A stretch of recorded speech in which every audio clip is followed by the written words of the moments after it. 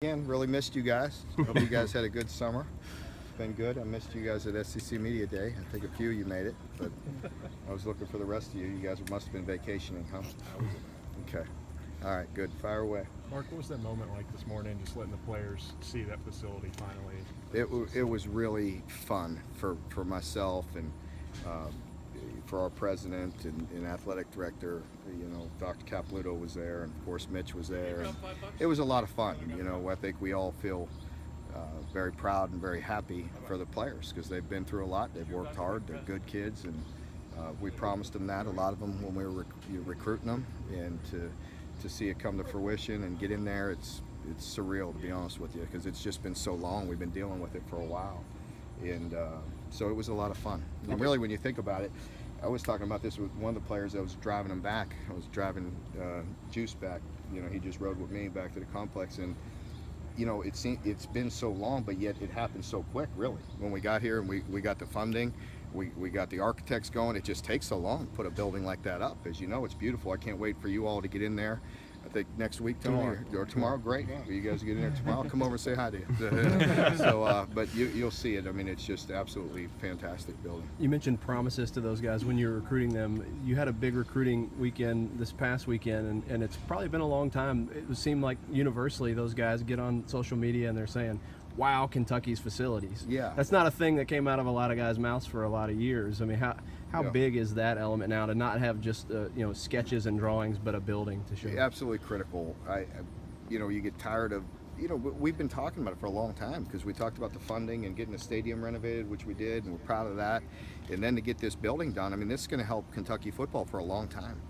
And it's really fun to walk recruits there, just like you're talking about, instead of showing them sketches and model makeups and all that stuff. So to actually, because that's the biggest difference maker. It was for me. I've been part of the design. I've been in there meeting with them quite a bit, and I purposely didn't go in there for a couple weeks. And when I went in there, I forget what, one day last week, and I hadn't seen it for a couple weeks, I was really overwhelmed. It was just, it was incredible. It was a great feeling because it's, when you put all the finishing touches on it and all the graphics, and when you put it all together, it's amazing. And it's still not done. You're going to see it tomorrow, but it'll change between the time you see it tomorrow and 1 week from then. Do you have a favorite part? I like all of it. I feel very comfortable, and the players feel very comfortable in the team room. It's a beautiful setting. It's nice and quiet, and we're all alone in there, and I like the team room. I think it's a really beautiful, and I really like the locker room for the players. We really geared it for the players. They work extremely hard. You talked about the recruiting piece, and we're very proud and happy that it'll help us in recruiting, but I'm probably most happy for our current players because they've been through a lot. They deserve the very best. They work hard, and it'll help in their development. Is there an element of look good, feel good, play good type of thing where when you feel like you have the best of the best, you don't feel like you're second rate in any sort of regard? No doubt about it. And you've heard me talk about it. I mean, there's a difference between a climate change in a program and a culture change. And we know, like, some of that in the marketing and the flashy uniforms and all that stuff is important, and you want people there, but that's that's not who we are. I mean, we're changing the culture, they deserve the very best, and part of that culture is to have the very best. We play in the best league in college football. We compete against the very best. We try to we recruit against the very best. So we need these type of facilities for our players, and yes, I think it'll make a difference because they do feel good about it, because they know that we're committed to giving them the best they can and to put them in the best position they can to be successful. Does the head coach have to pack his own stuff into boxes to get it moved over? How does that work? No.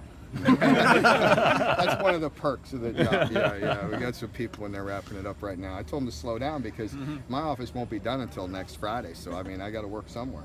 It's time to go. No more vacation here. Are they in there for workouts as of today or tomorrow? No, they will not be. It's my understanding that I don't think the players will move into the building until we report. Okay. On the 4th. So. Boone Williams tweeted out about a family tragedy. Is there anything that you guys are doing to sort of get behind him or work with him?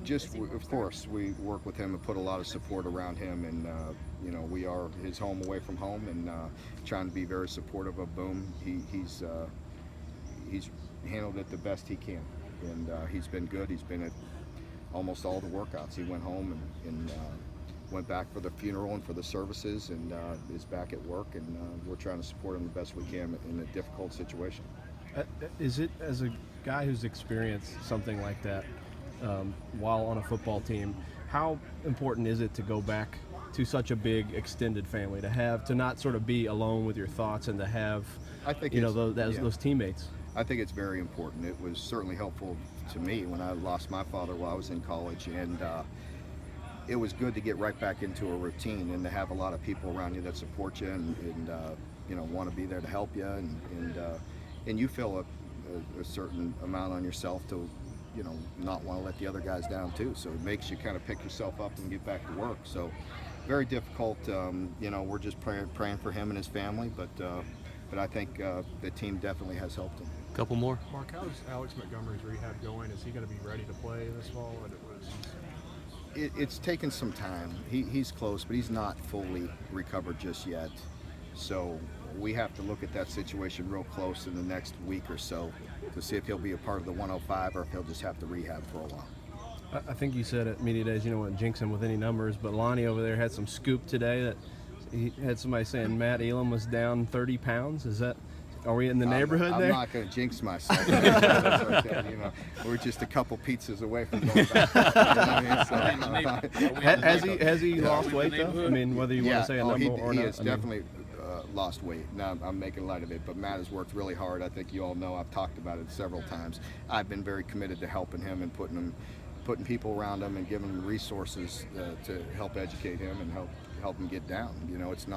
It's not as easy as just say, hey, go run stadiums or run. You have to educate him and help him, and we're putting a lot of people around him to help him be successful. And he's worked really hard, and he seems very motivated.